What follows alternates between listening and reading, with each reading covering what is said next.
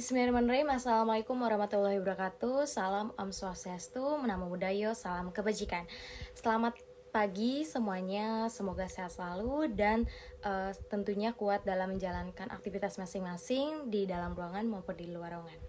Yang terhormat kepada Bapak Yasir Maulana SEMSM dan tak lupa kepada teman-teman semua yang saya banggakan. Sebelum itu, izinkan saya untuk memperkenalkan kelompok kami terlebih dahulu.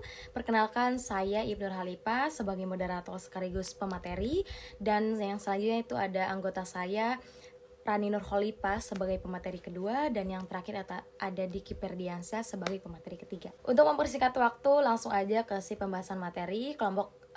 Kami dari kelompok 5 akan membawakan materi mengenai biaya overhead. Langsung saja ke pembahasan pertama yang akan dibawakan oleh saya sendiri, di mana saya akan membawakan materi mengenai pengertian biaya overhead dan penggolongan biaya overhead.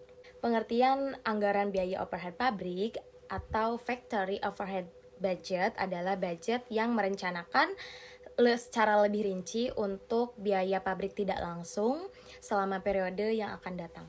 Di dalamnya itu meliputi tentang jenis biaya pabrik, jumlah biaya pabrik, dan waktu atau kapan biaya pabrik tidak langsung tersebut dibebankan. Yang masing-masingnya itu akan dikaitkan ke beberapa departemen yang dimana biaya pabrik itu tidak langsung terjadi. Pembahasan kedua yaitu adalah penggolongan biaya overhead pabrik, di mana terbagi menjadi 3. Yang pertama itu adalah sifatnya, yang kedua itu menurut perilakunya, dan yang terakhir itu adalah menurut tanggung jawab dari departemen. Menurut sifatnya itu terbagi menjadi 5. Yang pertama itu biaya bahan penolong, di mana biayanya tuh bukan termasuk dalam hasil produksi, tetapi bahan bakunya tuh relatif mempunyai nilai yang kecil daripada harga pokok produk secara keseluruhan. Yang kedua itu adalah biaya tenaga kerja tidak langsung yang tidak termasuk biayanya kepada proses produksi, tetapi contohnya seperti kesehatan atau jaminan kesehatan karyawan. Yang ketiga itu adalah biaya yang timbul sebagai akibat penilaian aktivitas tetap, di mana biaya yang timbul ini karena adanya depresiasi atau penyusutan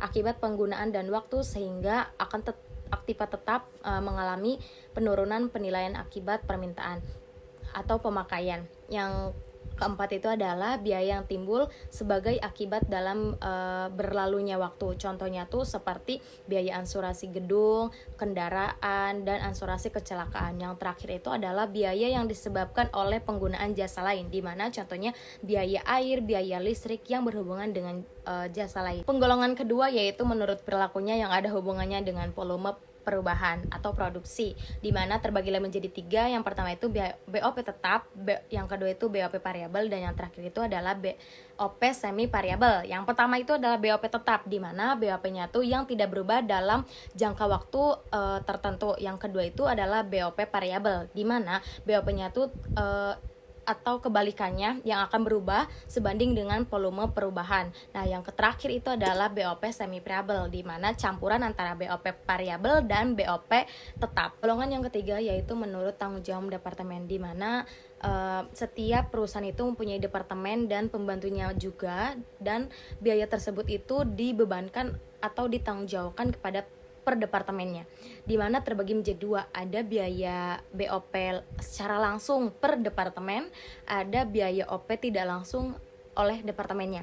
Nah, yang biaya secara langsung oleh departemennya itu di mana BOP yang terjadi oleh departemen tertentu dan menerima manfaat dari departemen tertentu juga, di mana contohnya itu seperti biaya depresiasi mesin, gaji mandor per departemen, produksi, dan biaya penolongnya. Yang kedua itu adalah biaya overhead tidak langsung departemen, di mana BOP-nya itu yang terjadi pada departemen lain dan menerima manfaat dari departemen lain. Cukup sekian dari saya, kurang lebihnya mohon maaf. Saya akan lanjutkan ke pemateri selanjutnya yaitu Rani Nur Holipah. Kepadanya saya persilakan.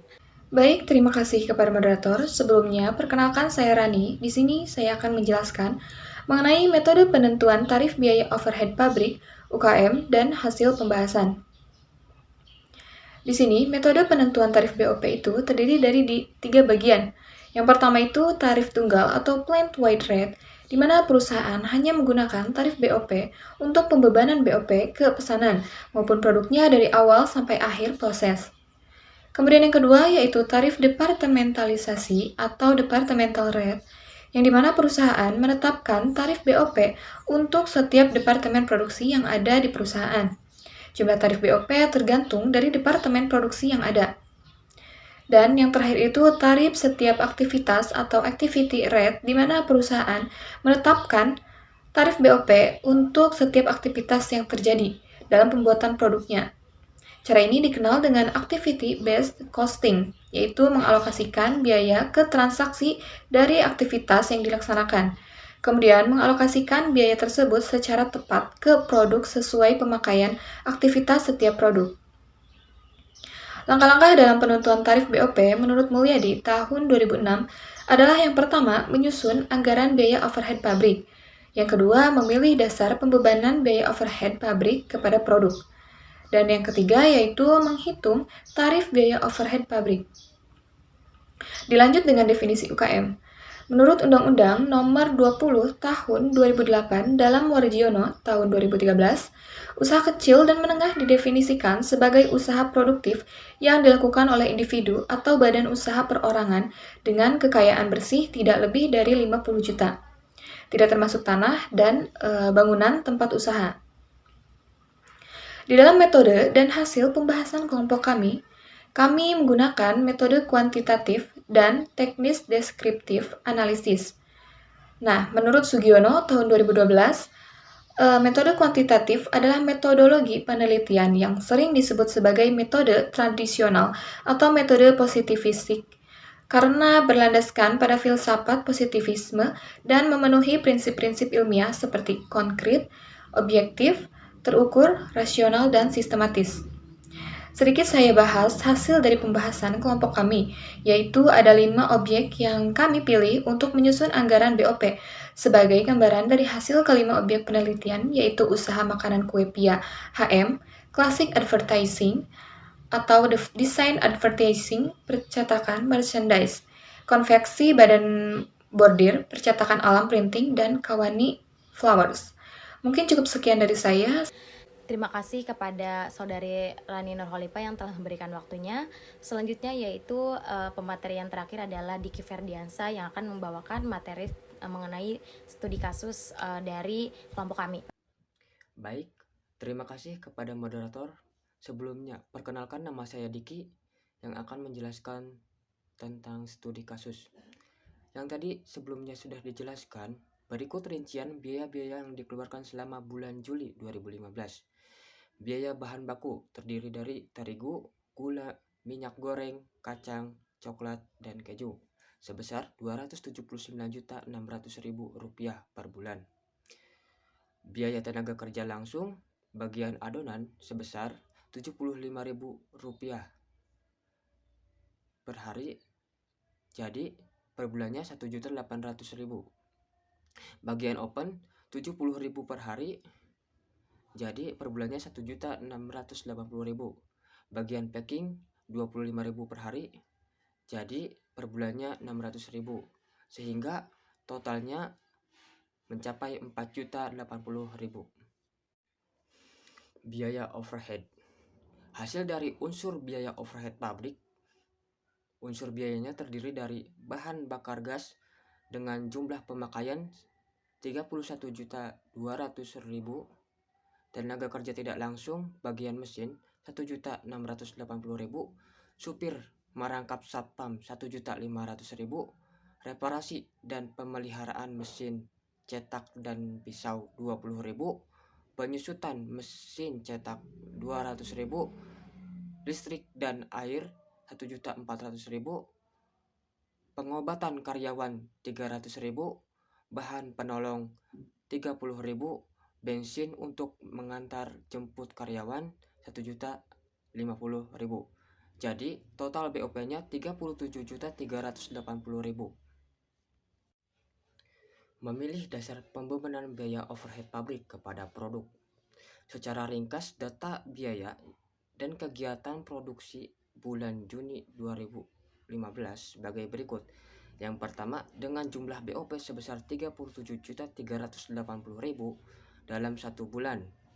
Yang kedua, perusahaan mampu mengoperasi sebanyak 6.500 dus dengan isi 15 pak.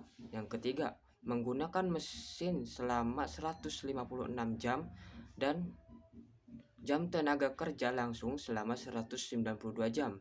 8 jam kali 25 hari kerja. Yang keempat, karyawan bekerja selama 6 hari selama 8 jam. Yang kelima, variasi rasa kue yang dihasilkan kacang, coklat, dan keju dengan harga per dus 50.000. Maka perhitungan BOP bisa dilakukan dengan dasar yang pertama, menghitung satuan produk taksiran BOP tarif BOP per SAT.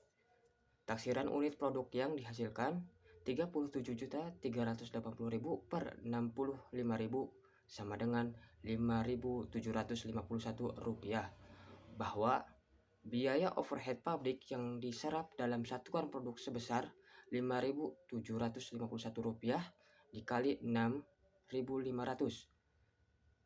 Hasilnya Rp37.381.500. Yang kedua, menghitung biaya bahan baku, taksiran BOP per taksiran BBB produk yang dipakai.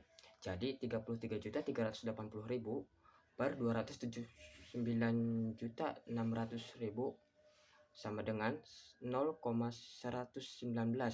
dikali 100% sama dengan 11,93%. Oleh masing-masing produk yang dihasilkan, 11,93% kali 279.600.000 sama dengan 33.356.280 rupiah. Yang ketiga, menghitung biaya tenaga kerja langsung, taksiran BOP per taksiran BBB produk yang dipakai kali 100%. Jadi 33.380.000 per 279.600.000 sama dengan 0,119 dikali 100% sama dengan 11,93%.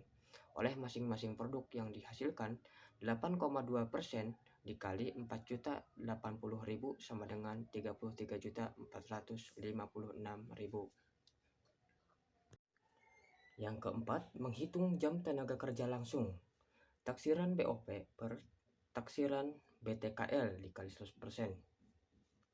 Jadi 33.380.000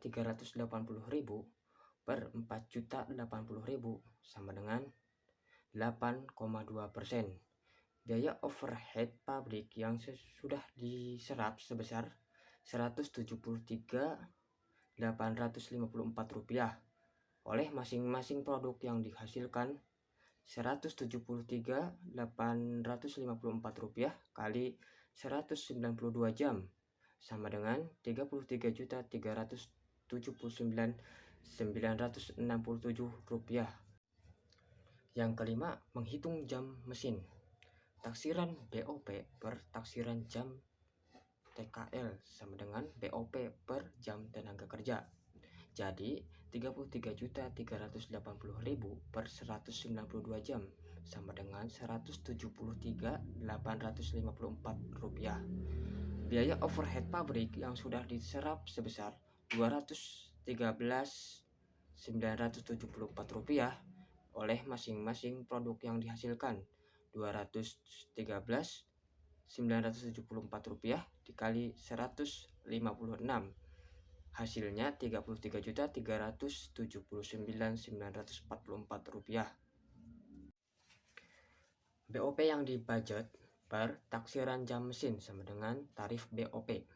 Jadi 33.380.000 per 156 sama dengan Rp213.974. Dari perhitungan di atas terlihat bahwa biaya overhead pabrik yang sudah diserap sebesar Rp213.974 oleh masing-masing. Dan yang terakhir, menghitung laporan laba rugi. Laporan laba rugi jika perusahaan menetapkan harga jual sebesar Rp50.000 per dus, maka perhitungan laba rugi akan nampak seperti berikut. Laporan laba rugi per 31 Juli 2015. Pendapatan penjualan Rp50.000 kali 6.500. Hasilnya 325 juta. Biaya operasionalnya BBB 279.600.000, PTKL 4.080.000, BOP-nya 37.380.000. Lalu total biayanya 321.060.000. Jadi hasil profit labanya 3.900.000. Sekian presentasi dari saya, kurang lebihnya mohon maaf. Dikembalikan lagi ke moderator. Terima kasih kepada Saudari Diki Ferdiansa yang telah memaparkan materinya. Selanjutnya yaitu adalah ke pembahasan kesimpulan. Kesimpulan dari pembahasan kelompok kami itu adalah BOP atau biaya anggaran overhead pabrik adalah biaya di mana yang merencanakan secara rinci mengenai biaya pabrik tidak langsung selama periode tertentu. Atau dengan kata lain, biaya-biaya yang dilakukan oleh perusahaan untuk pengeluaran biaya proses dalam suatu pabrik. Kecuali itu biaya bahan baku langsung dan biaya tenaga kerja langsung. Terima kasih. Mungkin cukup sekian dari kelompok kami. Kurang lebihnya mohon maaf. Wabillahi taufiq wal hidayah. Wassalamualaikum warahmatullahi wabarakatuh.